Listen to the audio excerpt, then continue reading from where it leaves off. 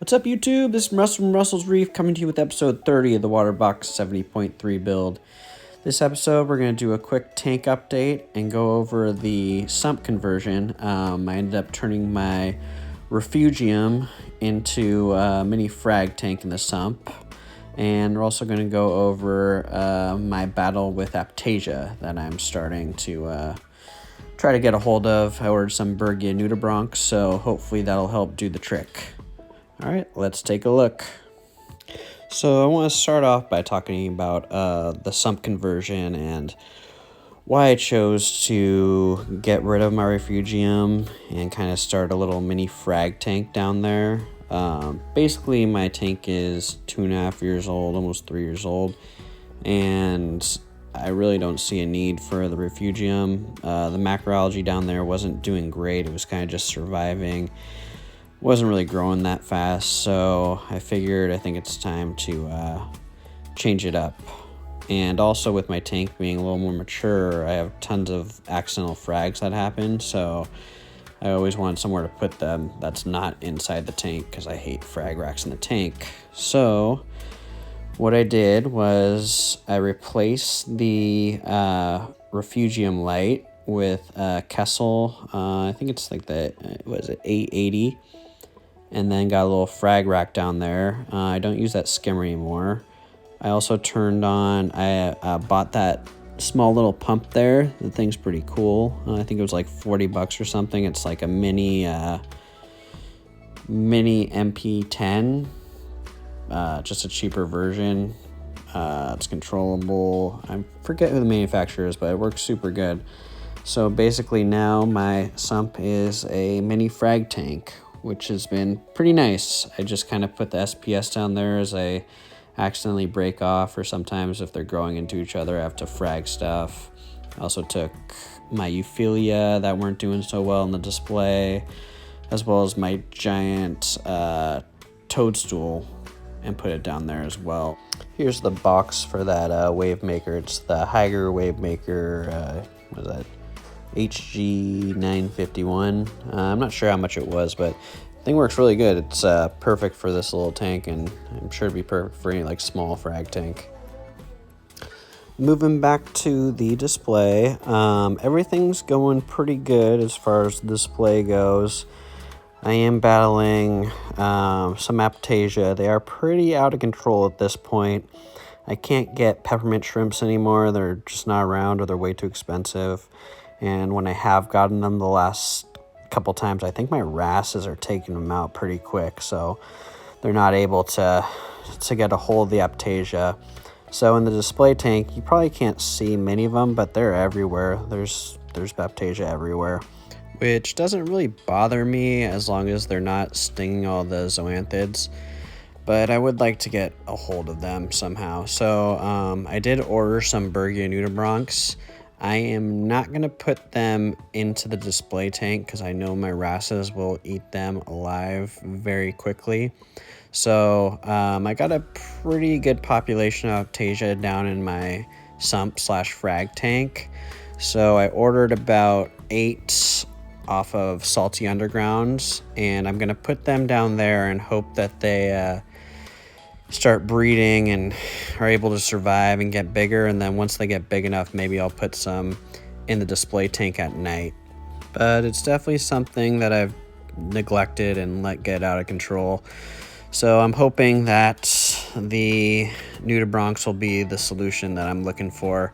Ideally, it would be great if I could get a good population down the sump. I definitely have the aiptasia to support them. In my back overflows there, some light bleeds into there, and they are just completely filled with aiptasia, which probably works out as some great natural filtration, but like I said, they are out of control. As you can see, they are everywhere. So I'm hoping once I get those nudibranchs, I think they come next week, I'm going to try to scrape those aiptasia out and put them down in the sump. And hopefully those Bergias will breed, and I'll have a little army that I can put in the display tank, and then hopefully give away to some other hobbyists, because they're hard to come by and they're very expensive. I was talking to someone from the local fish store today, and he's like, they're just too expensive for me to keep alive. They require too much aiptasia, so we'll see. Hopefully this will help out the problem. If not, it'll be a fun little experiment to run. Aside from the aiptasia, the tank is doing very well. There's not really many other pests that I can see. I do have a lot of bubble algae, which is actually very annoying because it gets stuck in all the pumps and the overflows. But aside from it getting stuck and floating around everywhere, it really doesn't bother me at all.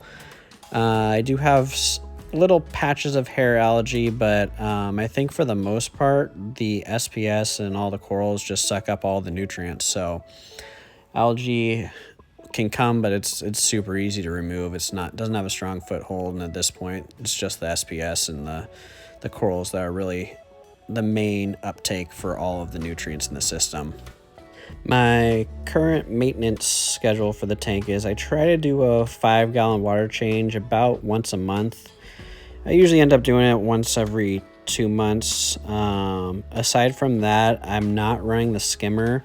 The only time I'll run the skimmer is when I stir up the sand bed about once a month or do a water change. I'll run the skimmer for 24 hours and replace the carbon in the sump. I also added auto feeder to the tank about 4 or 5 months ago. I added it for a vacation and then just never took it off after that.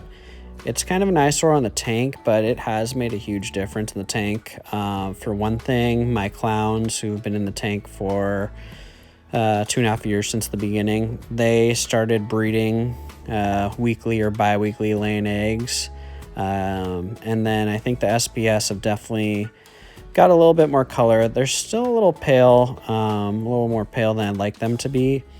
But I think that the auto feeder has definitely helped, and it's definitely nice just to know that the fish are getting fed all the time, every day. And then when I get around to feeding them frozen food, then it's just extra. So that has been really nice. I definitely recommend getting an auto feeder on your tank once it's established, because it just makes things super easy. As far as dosing right now, I am only dosing 2-part through an auto doser. And I do dose about I'd say a cap full of Acro Power every other day probably. I was dosing the Zeovit flatworm stop, but I ran out of it and it's really expensive, so I haven't ordered any more. But when I was using that, I did notice a huge difference, or not a huge difference, but a pretty big difference, especially in the base of my Acroporas.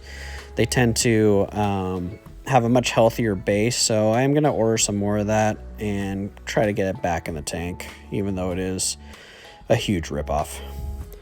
I think that's all I have for this update. If anyone is looking for some frags and in the North County, San Diego area, go ahead and leave a comment. I post on the local forums, but yeah, if anyone wants some cheap frags, let me know. I'll definitely hook you up. All right, thank you for watching. Have a good one.